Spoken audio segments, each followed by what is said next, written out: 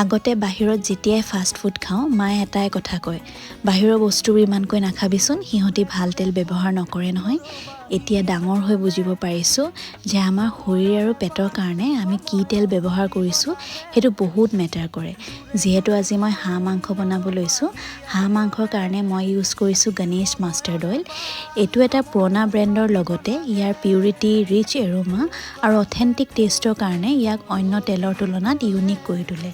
আজি হাঁহ মাংসৰ ৰেচিপিটো একদম চিম্পল হয়। প্ৰথমতে ইয়াতে তেলত মই তেজপাত দি দিছোঁ, পিঁয়াজ, কেঁচা জলকীয়া দি পেলাই অকণমান সময় ভাজি থাকিম। হাঁহ মাংসখিনি দি পেলাই ইয়াত ৰেগুলাৰ যোনখিনি স্পাইচেছ, জিৰা, ধনিয়া, জলকীয়া গুড়ি, নিমখ, হালধি, নহৰু, আদা দি পেলাই অকণমান পানী দি পেলাই ভাজি থাকিম কম ষ্টিমত। আলু খাই ভাল পাওঁ কাৰণে আলু দি দিছোঁ। এতিয়া শেষত অকণমান কেঁচা জলকীয়া দি দিছোঁ, গোন্ধটো বহুত ভাল লাগে। আৰু এয়া ৰেডি হৈ গ'ল। যদি ৰেচিপিটো ভাল লাগিছে লাইক কৰিব। আজিলৈ আহিছোঁ, বাই।